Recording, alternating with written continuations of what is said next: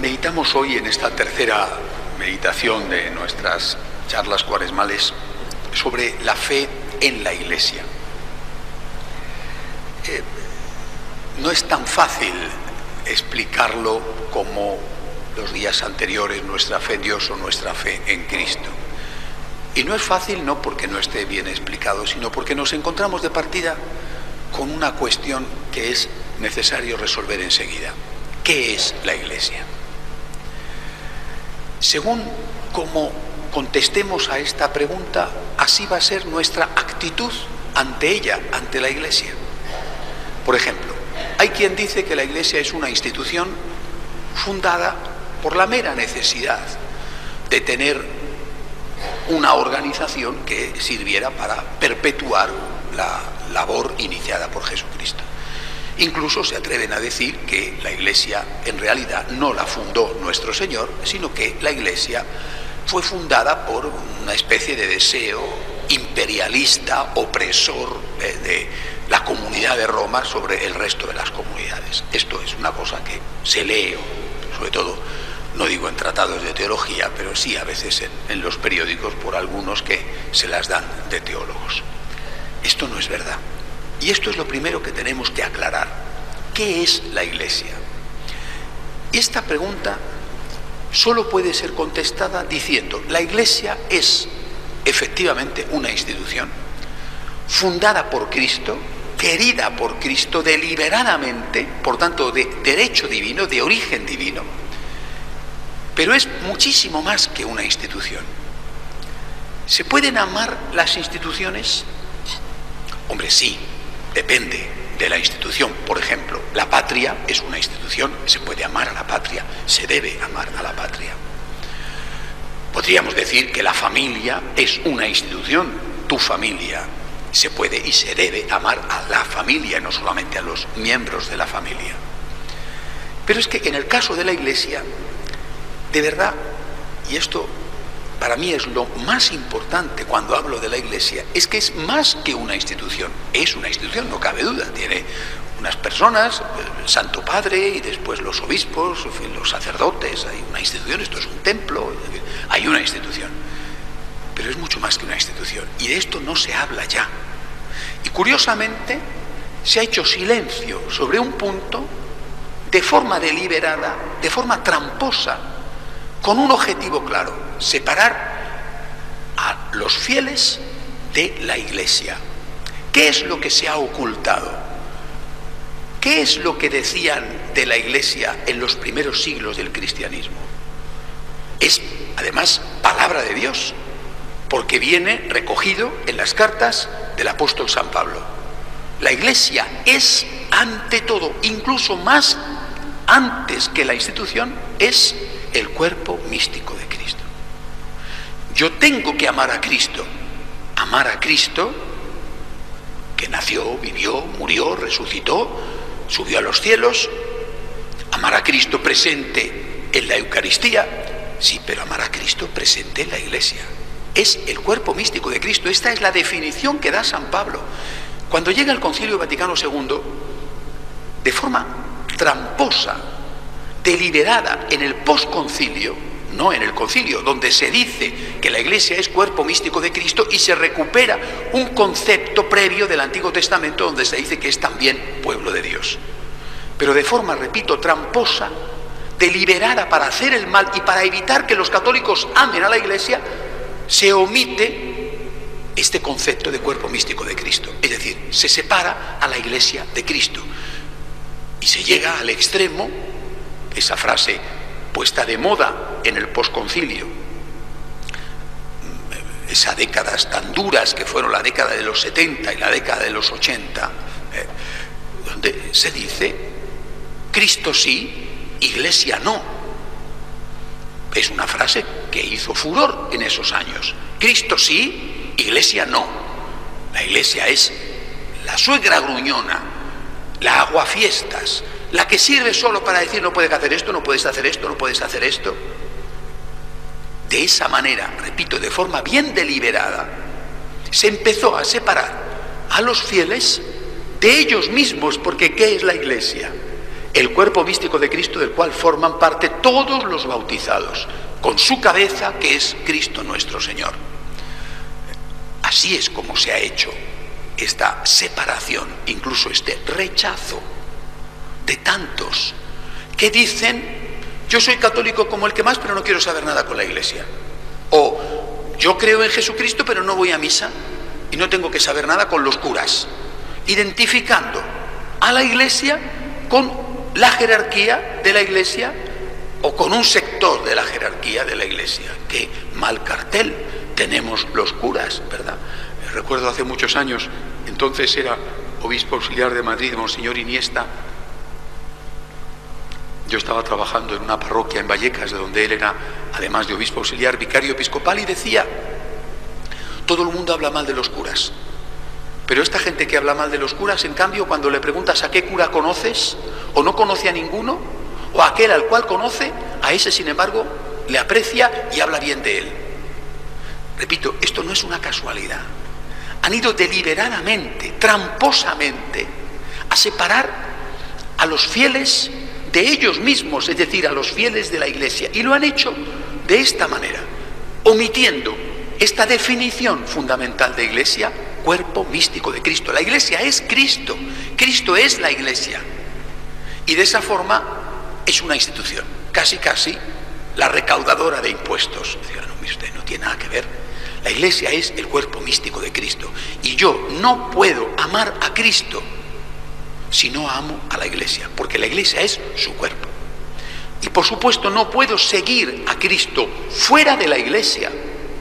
Y en ese sentido se juega también tramposamente con ese concepto que de forma distorsionada se trabaja en el Concilio Vaticano II, aunque no es un concepto nuevo.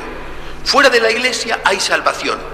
Sí, una persona que no ha oído nunca hablar de Jesucristo y que ha sido fiel a su conciencia, un musulmán, un budista, un hinduista, una persona que aún viviera con las tribus animistas del centro de África, ¿podría salvarse? La Iglesia dice sí, si ha sido fiel a su conciencia, también la sangre redentora de Cristo le afecta a él si ha sido fiel a su conciencia. Vale, pero de ahí se saca la conclusión errónea de que entonces la Iglesia no sirve para nada. Más aún, es un estorbo, porque entonces la Iglesia, como transmisora de preceptos, que también lo es, la Iglesia lo que hace es hacerte una conciencia más fina, más auténtica, con lo cual es más difícil de cumplir, con lo cual es más fácil para los que no tienen conciencia salvarse que para los que la tenemos. No para los inmorales, que el inmoral es alguien que sabe que hace el mal, porque sabe distinguir el bien del mal, sino para los amorales. Todo esto son las trampas que nos han tendido en los últimos 40 años. Por eso, a la hora de decir cuál es mi fe en la Iglesia, tengo que empezar por decir: yo creo que la Iglesia es el cuerpo místico de Cristo. También, por supuesto, no estoy en contra de esa otra imagen simbólica de la Iglesia, que es decir que la Iglesia es el pueblo de Dios, el pueblo de los hijos de Dios. No estoy en contra. El concepto de pueblo es un concepto más igualitario. Todos somos iguales porque todos tenemos la dignidad esencial de ser, por el bautismo, hijos de Dios. Todos somos iguales porque somos todos hijos de Dios. Sí, pero el Santo Padre, que el Santo Padre, En una familia todos somos iguales. Por supuesto que sí, pero el papá es el papá, y la mamá es la mamá. Y cuando esto se olvida, eso es un lío. Es decir, cuando en la familia no hay un principio de autoridad, pagamos las consecuencias. Y al final, cuando no manda el papá o no manda la mamá, lo que manda son los caprichos de los niños. Porque los papás han hecho dejación de su misión de tener autoridad. Autoridad no es autoritarismo, autoridad no es esclavitud, autoridad no es tortura, autoridad es servicio. El servicio de la autoridad. Por eso, repito, llevamos 40 años de destrucción del verdadero concepto de lo que es la Iglesia. Y no podemos amar a la Iglesia si no empezamos por clarificar los conceptos. La Iglesia es el cuerpo místico de Cristo, la Iglesia es Cristo. Y yo, porque amo a Cristo, tengo el deber de amar a la Iglesia. Y no puedo decir Cristo sí, Iglesia no. Y planteo plantear de forma hipotética, y no más que de forma hipotética, la tesis de que fuera de la Iglesia hay salvación. Pero en la práctica, vamos a ver, nosotros somos católicos. Y somos católicos, la inmensa mayoría de nosotros, gracias a Dios, desde que hemos nacido. Y con la leche materna hemos mamado el Ave María y el Padre Nuestro. Y nuestros papás nos han llevado en la cuna o en el carrito a misa. Es decir, aquí estamos toda la vida. Y hemos visto a nuestros papás rezar en casa. Y hemos visto cómo iban a comulgar y cómo se iban a confesar. Y hemos aprendido de nuestros papás y de nuestros abuelos y de nuestros profesores en el colegio, a veces algunos de ellos sacerdotes. Hemos visto todo lo que significa el bien y el mal. Y aún así, sinceramente, nos cuesta muchísimo trabajo hacer el bien y evitar el mal. Y tenemos que decir todos los días: Señor, ten piedad. Y lo decimos de verdad: Señor, yo confieso que he pecado. Y lo decimos de verdad. Y si esto nos pasa a nosotros, que tenemos tantos medios para hacer el bien y evitar el mal, y para levantarnos y para volver a empezar, el sacramento de la confesión, el sacramento de la Eucaristía, por supuesto tuvimos el sacramento del bautismo, el sacramento de la confirmación, para llevar adelante el matrimonio tiene que el sacramento del matrimonio, el sacramento del orden. Si a nosotros nos cuesta tanto, sinceramente, y todos lo sabemos, lo que cuesta ser santo, lo que cuesta ser fieles, si nos cuesta tanto. Oiga, y todos estos que no han oído hablar nunca del Dios de la misericordia, que no han tenido nunca la dicha de escuchar esa palabra que te dice: yo te absuelvo de tus pecados en el nombre del Padre, del Hijo, del Espíritu Santo. Todos esos que nunca se han alimentado con el cuerpo y la sangre de Cristo, todos esos que nunca han leído el Evangelio, se van a salvar más fácilmente que nosotros. Mire usted, yo siempre he tenido la impresión de que eso es algo muy parecido a un cuento chino, que como hipótesis está bien, pero que en la práctica es algo equivalente a si a uno le dicen: usted puede aprender álgebra, cálculo infinitesimal y las más complejas operaciones matemáticas, las puede usted aprender solito, vamos, sin libro ni nada. Pues hombre, como hipótesis de trabajo yo sí que me lo planteo, una eminencia, bueno, que quizá coge el libro y lee todo eso, oye, y lo aprende. Pero yo cuando estudié álgebra y cuando estudié cálculo mientras que hacía ingeniería, a mí me costaba muchísimo, y tenía que ir, además de la universidad, a una academia para que me dieran clases. Aprobé con mucho esfuerzo, pero me costó muchísimo. Pero ¿cómo vas a aprender álgebra y cálculo y todas esas cosas tan complejas sin que tengas un buen profesor? Hará falta también tener un buen alumno, pero si no tienes un profesor, ¿qué vas a hacer? Pues a mí me parece que esto de la salvación es algo parecido. Yo no quiero faltarle respeto a nadie, ni a los hermanos separados, ni a los que no están tan separados, ni a nadie. Pero sinceramente a mí me parece que salvarse, lo que se dice salvarse, es una cosa difícil o fácil, depende de cómo estemos unidos a Dios y a su divina misericordia. Pero que la cosa no es tan sencilla como para aprender a sumar sin que te lo explique nadie, sino que es mucho más complicado y difícil que aprender cálculo infinitesimal sin libro y sin profesor. Por eso, nosotros no podemos decir que la Iglesia sea superflua, innecesaria o incluso, como algunos dicen, contraria y perjudicial para la salvación, porque cuanto menos sepas y menos tengas claro qué es bueno y qué es malo, con más facilidad te salvas. Esta es la tesis. Y esto es lo que nosotros, repito, al decir en qué consiste nuestra fe en la Iglesia, tenemos que aclarar. La Iglesia es el cuerpo místico de Cristo. La Iglesia ha sido fundada deliberadamente por nuestro Señor Jesucristo. La Iglesia es un instrumento necesario de salvación. No un instrumento que se puede tener o no tener. Es un instrumento necesario de salvación. ¿Podemos decir que fuera de la Iglesia hay salvación? Sí, porque planteamos que la misericordia de Dios es infinita, pero también tenemos que decir honestamente, que si hay salvación fuera de la Iglesia es muchísimo más difícil, pero muchísimo más difícil, y que no sabemos cuántos serán los que fuera de la Iglesia encuentran la salvación. Si a nosotros, que tenemos todos los dones que la Iglesia nos da, nos cuesta ser santos, imaginaos lo que les cuesta a aquellos que no tienen nada de lo que nosotros disfrutamos sin merecerlo. Primera parte sobre la afirmación de la Iglesia.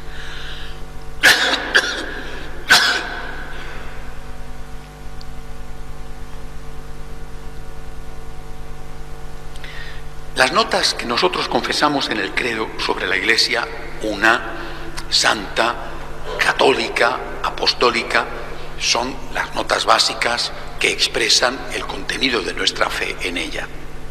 La unidad de la Iglesia, la santidad, por supuesto la catolicidad, es decir, la universalidad, y la apostolicidad basada sobre la roca de los apóstoles. Pero quisiera fijarme en un punto que también está muy de moda. La Iglesia es santa. Y tenemos que decirlo, porque ahora lo que parece es que la Iglesia es pecadora. ¿Qué significa que la Iglesia es santa? Que es santa en Cristo su cabeza, en la Santísima Virgen María Inmaculada, en los santos que están en el cielo, los canonizados y los anónimos, que son una ingente multitud. Eso significa que la Iglesia es santa. ¿La Iglesia es pecadora? Sí, en nosotros. Es pecadora en nosotros, que estamos caminando honestamente hacia la santidad. No conozco a un católico, por lo menos a un católico practicante, que no esté luchando todos los días por ser santo. Y muchos de esos católicos practicantes son pecadores, y a lo mejor incluso habrá algunos que sean un gran pecador. Pero repito, somos el único pueblo que empieza diciendo todos los días cuando participa en la misa: Señor, ten piedad. Queremos ser santos, somos pecadores, perdóname, Señor, soy un pecador, pero yo quiero ser santo. ¿Quién puede decir esto? ¿Quién puede decir que como individuo y como colectivo está continuamente reconociendo sus culpas? Yo no he visto a muchos. Cae el muro de Berlín, se descubre el horror espantoso de todo lo que había detrás del comunismo. Yo no he visto Santiago Carrillo, que no sé si estará en la gloria o dónde, Dios sabrá porque es misericordioso, jamás pidió perdón. Nunca pidió perdón de lo que había hecho matando a tantos aquí al lado en Paracuellos. Nunca pidió perdón de aquel Mercedes que le regaló Ceausescu, el terrible tirano que murió asesinado en las calles de Bucarest. Y yo no he visto que ellos hayan pedido perdón nunca. Nosotros sí. Pedimos perdón por todo, incluso por cosas que sería discutible pedir perdón. Pedimos perdón por todo. Hasta la saciedad pedimos perdón. No nos importa reconocer que somos pecadores, pero decimos que queremos ser santos. Pecadores sí, pero queremos ser santos también. Por eso no es justo decir que la Iglesia es pecadora. Lo honesto es decir, la Iglesia es santa en Cristo, en la Virgen, en los santos, y es santa en tantos católicos vivos que están luchando honestamente todos los días, acogiéndose a la gracia y a la misericordia de Dios para ser santos. Esto es lo justo. También es pecadora en nosotros. Repito, empezamos reconociendo esto, pero ocultar su santidad es una gravísima injusticia. Y están, lo mismo que os he dicho antes, están insistiendo continuamente en eso. ¿Por qué? No es difícil de imaginar ni de ver. ¿Por qué? Porque lo que les molesta es que nosotros sigamos diciendo, como os decía el primer día, el bien existe, el mal existe. Es Jesús el que dice que cuando existe la luz, los hijos de las tinieblas están muy disgustados porque esa luz pone de manifiesto sus vergüenzas. Y van a hacer continuamente guerra contra la luz para ver si la apagan, y de esa forma no se ven los sinvergüenzas que son ellos. Los hijos de las tinieblas no quieren que exista la luz de la Iglesia. Buscan a toda costa que la Iglesia deje de proclamar la verdad dogmática y la verdad moral. Y por eso nosotros tenemos que decirnos a nosotros mismos honestamente: somos pecadores, pero la Iglesia es santa. Y tenemos que defender esta realidad. Pasamos vergüenza propia o ajena por los pecados propios o ajenos, es verdad, pero la Iglesia es santa. Y podemos además demostrarlo. Siempre he tenido la impresión de que ganamos por goleada. Pongamos el estamento más atacado en las últimas décadas, el clero. Bueno, en España, en los últimos 30 o 40 años, no sé cuántos sacerdotes viven y han vivido, porque muchos están muertos, han muerto. Pero varios miles, pero bastantes miles. Madrid tiene casi 2000 sacerdotes, o sea, bastantes miles. Oiga, 10.000 fueron asesinados en la guerra civil y no hubo uno solo que traicionara su fe y les dieron a algunos por lo menos la oportunidad de hacerlo. ¿Es que eso no son un ejemplo de santidad? ¿Es que nos vamos nosotros a avergonzar o a ocultar la existencia de tantísimos mártires? Y estoy fijándome en el clero, podemos ampliarlo por supuesto a los laicos. Han mirado con lupa los periódicos, las televisiones, y han descubierto efectivamente, por desgracia, casos de pederastia. 5, 6, 8, entre miles y miles de sacerdotes españoles, repito, han mirado en los últimos 30 o 40 años. No digo que todos los sacerdotes españoles sean perfectos y no tengan pecados, pero de pederastia, 5 o 6. Y esto es una realidad estadística. ¿Por qué no miran con lupa? Y no hace falta la lupa, lo que ha pasado y lo que pasa en muchas familias. La inmensa mayoría de los casos de pederastia suceden en las familias y con familiares. O en gimnasios, por ejemplo, donde hacen entrenamiento de karate, como no hace mucho se estaba discutiendo un caso célebre en el juzgado. Es decir, ¿tenemos nosotros que avergonzarnos de nuestra historia? ¿Es la Iglesia, como dicen algunas sectas, o como dicen otros, de otras sectas que son las del ateísmo militante, ¿es la Iglesia una ramera? No podemos consentir esto. Y no podemos consentirlo simplemente porque no es verdad, porque es que no es justo ofender a la Iglesia de esta manera. Esa Iglesia que somos además todos nosotros y no solamente los curas. Por eso, cuando mencionamos estos 4 títulos de la Iglesia, sobre todo el título de la santidad, por honestidad y por justicia tenemos que reivindicarlo. Podemos insultar o permitir que insulten a estos misioneros, que cuando vas allí y los ves, te das cuenta de que hay que pesar por donde pisan, porque el trabajo que hacen es más que heroico. No, la Iglesia es una ramera llena de pecadores, llena de violadores o llena de torturadores. Esto no es verdad. Y esto, repito, nosotros tenemos que intentar por todos los medios que no se ha dicho, porque simplemente no es justo. ¿Qué más podemos decir de la Iglesia?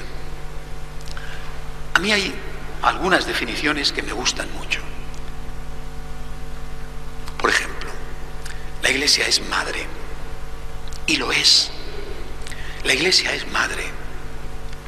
Recordad aquella encíclica de Juan 23, Mater, y añadía et magistra. La Iglesia es madre. ¿Cuándo es madre? Por ejemplo, cuando nos da los sacramentos. El sacramento de la confesión, el sacramento de la Eucaristía, el sacramento de la unción de los enfermos. Es madre que te alimenta y que te cuida. La Iglesia es madre cuando desarrolla como nadie ninguna institución en el mundo, ni ninguna religión en el mundo, cuando desarrolla una labor social como la que lleva haciendo desde el inicio de su existencia. ¿A dónde van los pobres a pedir? ¿A los sindicatos? Me parece que no, ¿verdad? ¿A los partidos políticos? Tampoco. ¿A dónde van a pedir? ¿A la puerta de las iglesias o al interior de las iglesias? ¿De quién es Cáritas? ¿Del gobierno? ¿De un partido político? ¿De algún sindicato? Cáritas es de la Iglesia. ¿Y de dónde salen los fondos? Es verdad que recibe subvenciones públicas, pero la inmensa mayoría salen del bolsillo de los católicos. es que esto no es verdad, es que esto no se puede demostrar. La Iglesia es madre, que nos alimenta con sus sacramentos, pero que también da de comer al hambriento, y lo hace además sin distinción, porque nosotros ayudamos no solamente a los católicos practicantes, sino también a los que no practican, y muchos de ellos además vienen a pedir la comida y después se olvidan de que aquí les que están alimentando. Y alimentamos y ayudamos también, por ejemplo, a los emigrantes, aunque sean musulmanes, aunque sean de otras religiones. Aquí no se le pide a nadie para darle una bolsa de comida o para intentar encontrarle un trabajo, si tiene o no partida de bautismo y si va a misa el domingo y se lo tiene que sellar el cura. Por tanto, esto es una realidad que todos conocemos. ¿Cómo podemos consentir que digan que la Iglesia es una prostituta cuando esta Iglesia está sosteniendo la paz social en este país, alimentando a 1,5 millones de familias? Caramba, es que yo me quedo de verdad indignado al ver cómo se repiten estos estribillos que al final se adoptan como verdaderos, aunque tenemos motivos suficientes para decir que son mentiras. La Iglesia es madre y es una buena madre. Y la Iglesia es maestra. Maestra. Porque tiene una misión que ha cumplido. La misión histórica de transmitir íntegro el mensaje.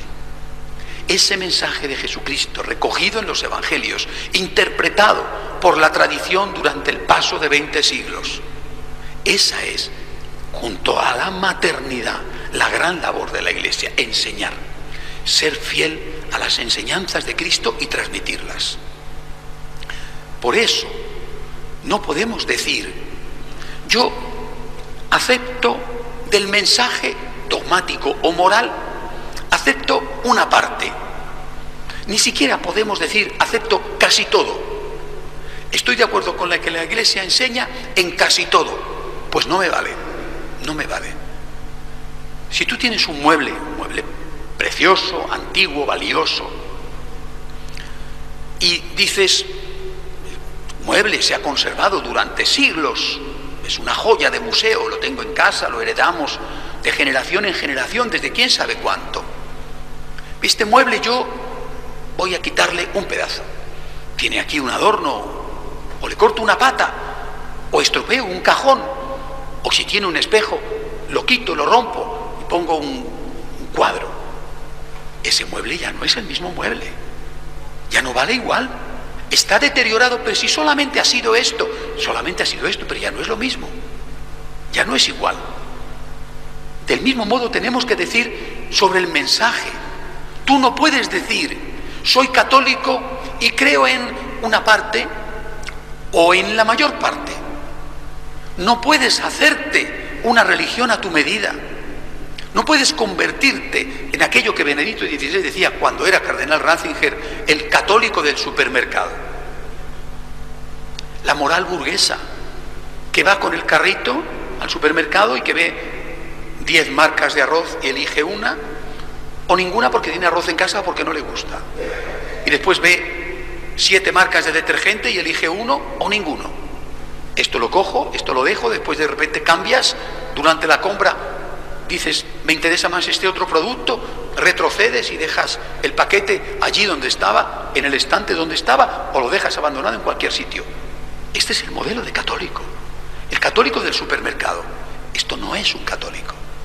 Un católico es aquel que dice, acepto íntegro el dogma e íntegra la enseñanza moral de la Iglesia. Y me cuesta, por supuesto. ¿A quién no le cuesta? Algunas cosas te costará entenderlas y otras, muchísimas, te costará practicarlas. Pero es mucho más honesto decir, esto me cuesta y hago un acto de fe, o esto me cuesta y pido perdón si no lo cumplo, que decir, esto no es pecado, no pasa nada, todo el mundo lo hace. Bueno, pues no sé si todo el mundo, pero a lo mejor mucha gente sí, efectivamente sí que lo hace. Bueno, si la gente se suicida, tú no te vas a suicidar. Si la gente no tiene ya valores y tú también los pierdes, pagarás las consecuencias como los paga esa gente. Por eso nosotros, al decir que la Iglesia es maestra, estamos afirmando que aceptamos el mensaje dogmático y el mensaje moral íntegramente, aunque eso suponga en algunos momentos un esfuerzo, un acto de fe, o aunque suponga en algunos momentos o en muchos momentos un gran sacrificio para intentar cumplir las enseñanzas de la Iglesia. Si la Iglesia dejara de ser maestra, si la Iglesia cediera al chantaje del relativismo, la Iglesia habría dejado de ser la Iglesia de Jesucristo. Cristo fundó a su Iglesia para que fuera madre y para que fuera maestra. Y hay todavía un adjetivo más que me gusta mucho emplear y que creo que tendríamos que tenerlo en cuenta. La Iglesia es hija. Recuerdo haberle oído esto por primera vez, no sé si él a su vez lo aprendió de otros, a José Luis Martín Descalzo, mi maestro. Decía, no solamente es mi madre, a la que tengo que querer como mi madre y defender, no solamente es mi maestra, que evita que me extravíe por caminos oscuros, es mi hija. Y esto pone a la Iglesia en otra dimensión. ¿Quieres a tu mamá?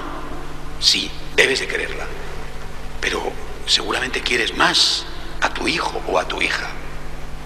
La Iglesia es tu hija, tienes que cuidar de ella. Para mí esto es una pasión, una pasión. Ayer os decía, soy un pecador, pero amo a Cristo y sobre todo quiero amarle, y quiero amarle con pasión, con compasión por su amor y con verdadera pasión por Él.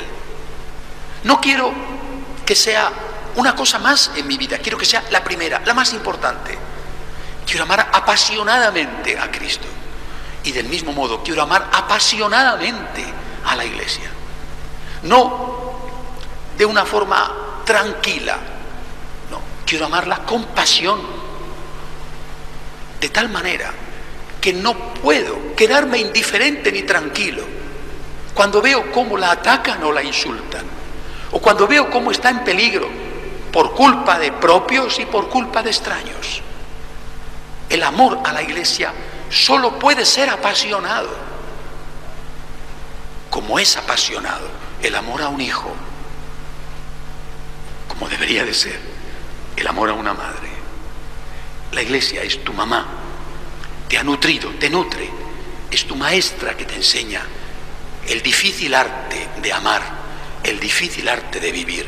La Iglesia es tu hija y eres tú aquel que tienes que ser capaz de defenderla de tantas dificultades como cotidianamente la amenazan. Yo creo que, por último, para terminar, me gustaría hablaros de la misión del Papa. De cualquier Papa, porque no se puede hablar de la Iglesia sin hablar de la figura del vicario de Cristo. Querida esa figura por el propio Cristo, que dice consciente y deliberadamente: tú eres Pedro y sobre esta piedra edificaré mi iglesia. Lo que ates en la tierra quedará atado en el cielo, lo que desates quedará desatado en el cielo. Y a ese Cristo le interroga 3 veces diciéndole: ¿me amas? Apacienta mis corderos. ¿Me amas? Si me amas, te puedo confiar esta tarea. Apacienta mis corderos, apacienta mis ovejas. No hay iglesia sin Pedro, no hay iglesia sin el Papa. Y nosotros católicos, que hemos aprendido, católicos españoles, que hemos aprendido de los apóstoles, hemos aprendido a amar al Papa, a la Eucaristía y a la Santísima Virgen, son nuestras 3 señas de identidad y las hemos transmitido a un continente entero. Nosotros somos papistas y a mucha honra. Amamos al Papa y siempre en esta tierra de Castilla, siempre se ha defendido al Papa con la propia vida, lo mismo que se ha defendido la Eucaristía y la Santísima Virgen. Nosotros amamos al Papa.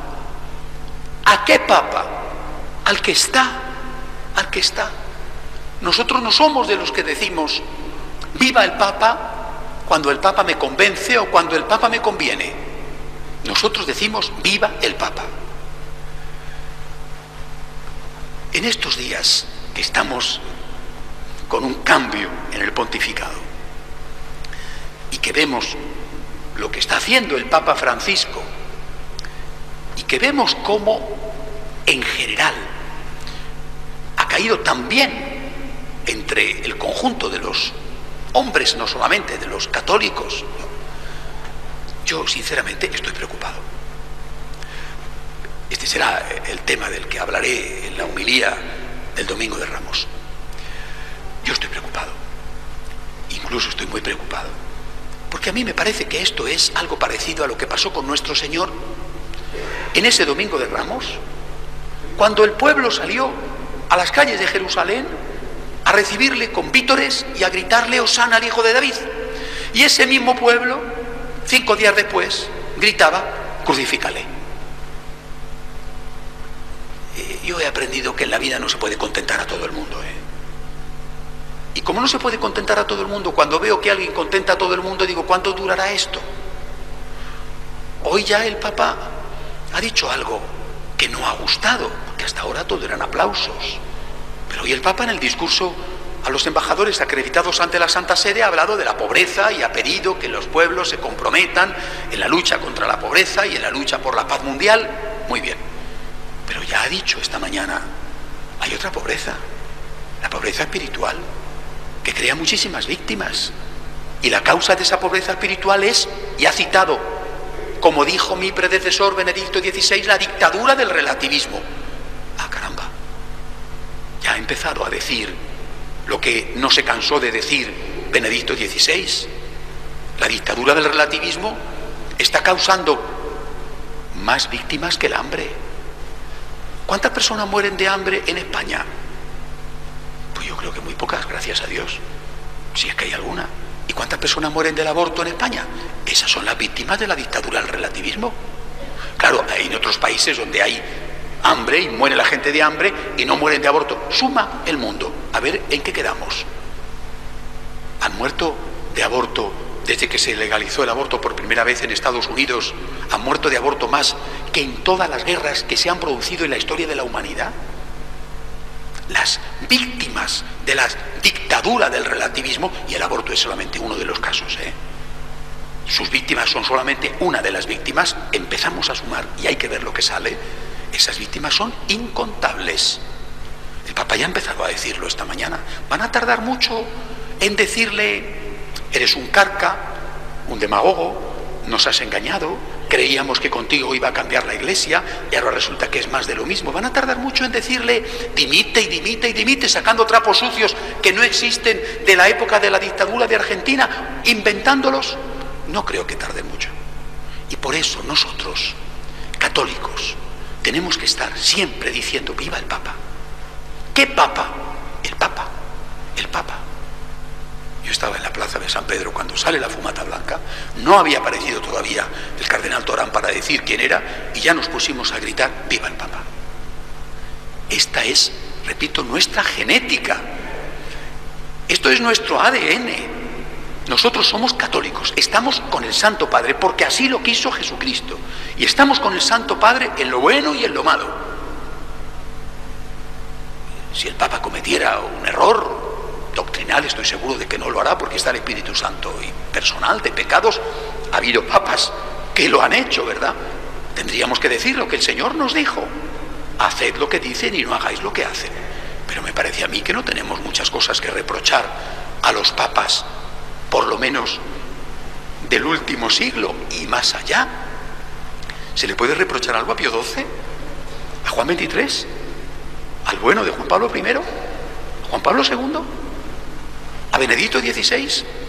Pero bueno, podemos estar hablando de los líderes mundiales y sacando guarrería, no sé si hasta el fin de los tiempos, porque hay que ver, y no me voy a poner ahora a dar nombres, no solamente de los propios, sino de los extraños, ¿Podemos decir algo así, algo parecido de alguno de los papas que hemos conocido todos los que estamos aquí?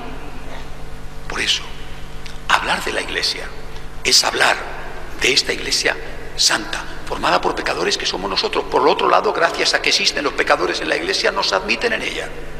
Esta Iglesia que es madre, que es maestra, que es hija. Esta Iglesia que es el cuerpo místico de Cristo. Y esta Iglesia que tiene una cabeza. el vicario de Cristo, aquel al cual Santa Catarina de Siena llamó el dulce Cristo en la tierra, y por el cual nosotros tenemos que estar dispuestos a dar la vida, y de momento tenemos que estar dispuestos a sostenerle con nuestra oración y a defenderle cuando se cambien las tornas y este fervor casi universal empiece a convertirse en crítica, y cuando se transformen en lanzas lo que hoy son palos simplemente de aplauso. Amamos a la Iglesia, porque la Iglesia es Cristo, es su cuerpo místico. Si no amáramos a la Iglesia, no podríamos ser católicos, no podríamos ser unos hijos bien nacidos de esta madre.